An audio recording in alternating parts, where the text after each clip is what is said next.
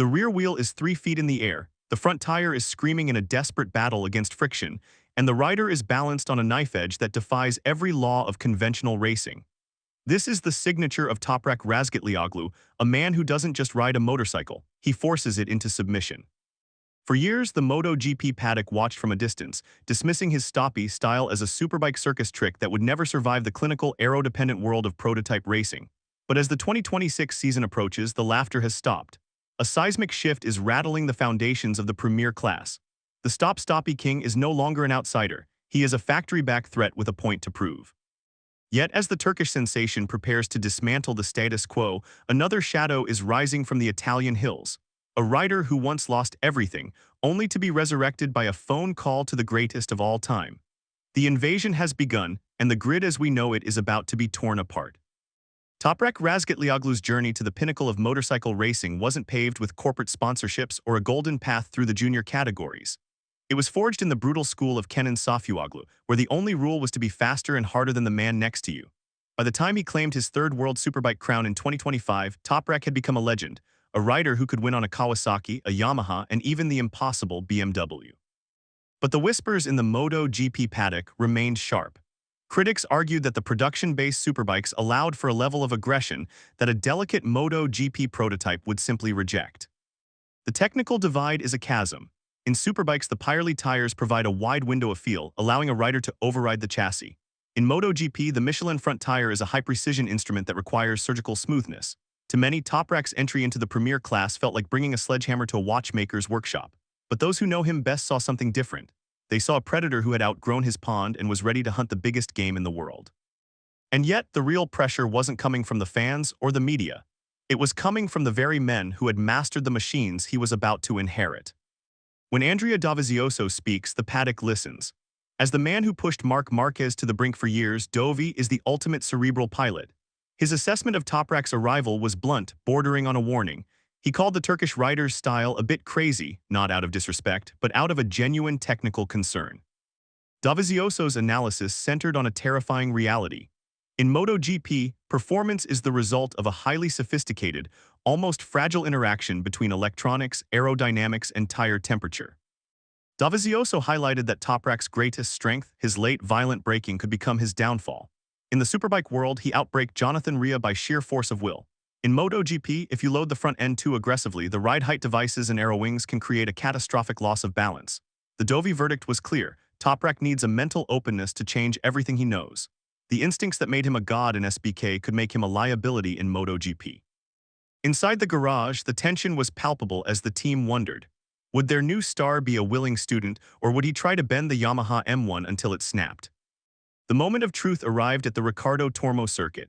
The Valencia test is where dreams are either validated or crushed in the cold light of the stopwatch. Toprak stepped into the Prima Pramac Yamaha garage not just as a rookie, but as the man tasked with proving that the Yamaha V4 project wasn't a billion-dollar mistake.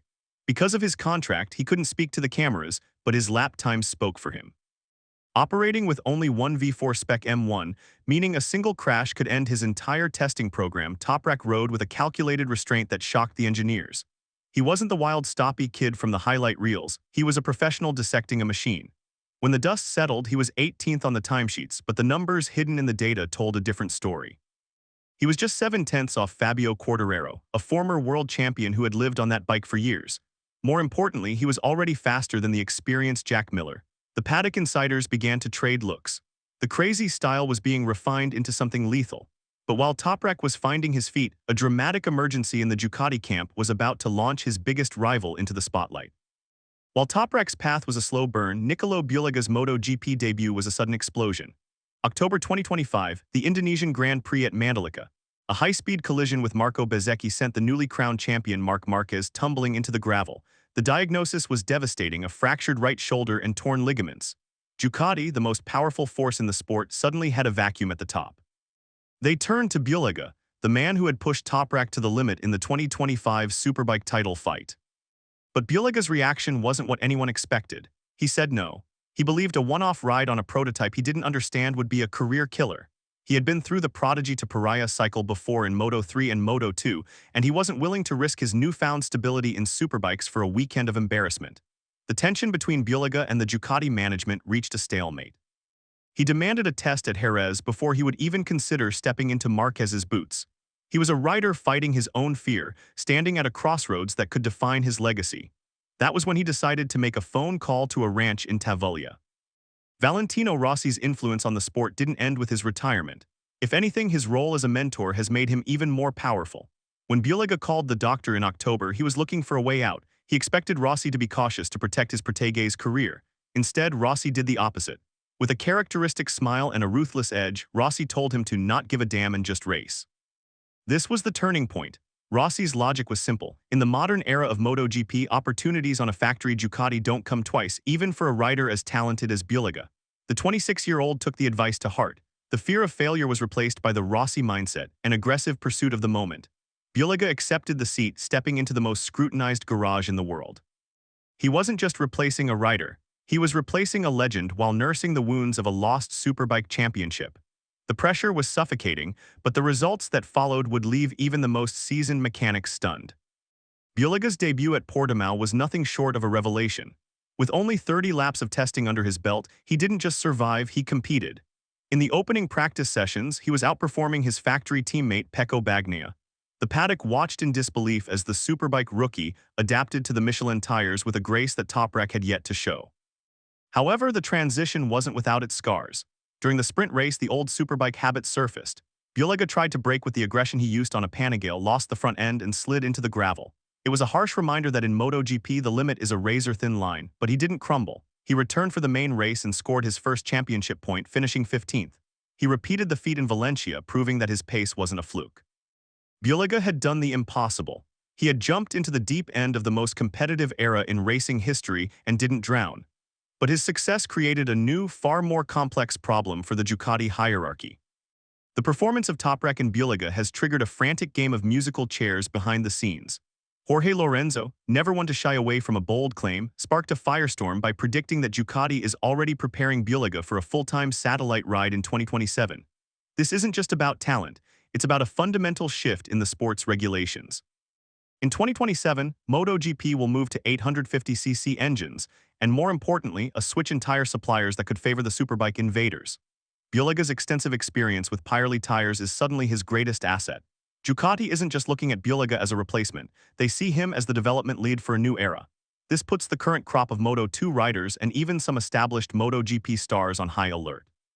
The Superbike path, once considered a dead end for a racing career, has suddenly become the fast track to a factory seat. The political tension in the paddock is rising as veteran riders realize that the next generation of threats isn't coming from the junior classes.